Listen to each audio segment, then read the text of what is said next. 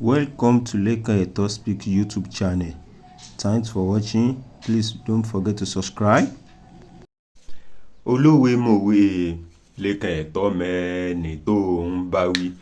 Àwọn Yorùbá wọ́n sọ̀rọ̀, wọ́n pòwe, wọ́n ní ọmọ tá a kọ́ ìní ògbélé tá a kọ́ tà.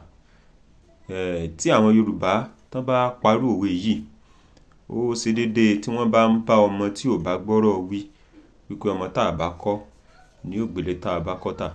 Kí ni àwọn Yorùbá gbà lérò tán fi parú òwe yìí ni wípé tán bá rí ọmọ kan tí bá ń hùwà àìtọ́, tí bá ń hùwà tí ò dáa láwùjọ, wọ́n wàá sọ fún wípé ọmọ tá a kọ́ ní ògbélé tá a kọ́ tà, pé irú ọmọ yìí pé kò ṣeé fẹ̀yìn lẹ́dìí, wípé gbogbo àwọn ogún, àwọn dúkìá tí òbí ọmọ irú ọmọ yẹn bá ní, wípé òun náà ni ó padà gbé tà, because ọmọ tí wọn ò bá kọ́ ilé, dúkìá àwọn òbí rẹ̀ ni ó padà gbé tà lọ́jọ́ iwájú, because ó ṣeé ṣe kí ọmọ yẹn kó má hùwà tí ò dáa. Wọ́n fi sọ pé ọmọ tá a bá kọ́ ní ògbélé tá a bá kọ́ tà. Àwọn Yorùbá sì tún sọ̀rọ̀, wọ́n tún pòwe, tán bá ní ẹja ń bá kàn, tán bá béèrè pé ẹja ni o àbá kàn. Ìbéèrè yìí túmọ̀ sí wípé bóyá tí wọ́n bá rán yàn lọ ibì kan, bóyá kó lọ ṣèwádìí nípa nǹkan, tàbí bóyá ẹni yẹn bóyá ó ń wáṣẹ́, bóyá ó mú lẹ́tà appointment lọ ibì kan, tí ó bá wá lọ bẹ̀, tán bá béèrè lọ́wọ́ rẹ̀ nígbà tó bá dé pé ṣé ẹja ni o àbá kàn. Àwọn Yorùbá wọ́n believe wípé tí nǹkan yẹn tó bá bọ́ sí, wọ́n ní akàn ni o, but tí ò bá ti bọ́ sí, wọ́n ní ẹja ni. Ìtumọ̀ ọ̀rọ̀ yìí ni pé yes or no.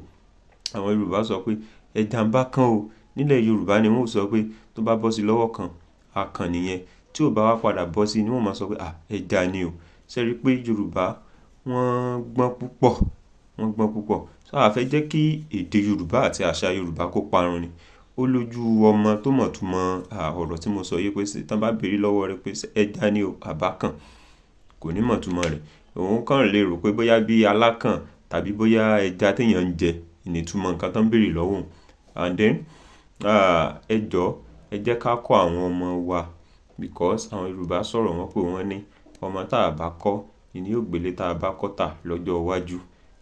Wọ́n sì tún ní ilé tí èèyàn bá fi tọ́mọ, ìrì náà ni ó wo. Òwe náà ni ilé tá a bá fi tọ́mọ, ìrì ni ó wo. So a fẹ́ jẹ́ kí àṣà Yorùbá kó parun. Ní gbogbo eléyìí tá à ń discuss lórí ìkànnì wa yìí. Tẹ́ bá sì ń darapọ̀ mọ́ wa, ẹ bá wa subscribe. Ẹ ṣé gan ni, a dúpẹ́ o.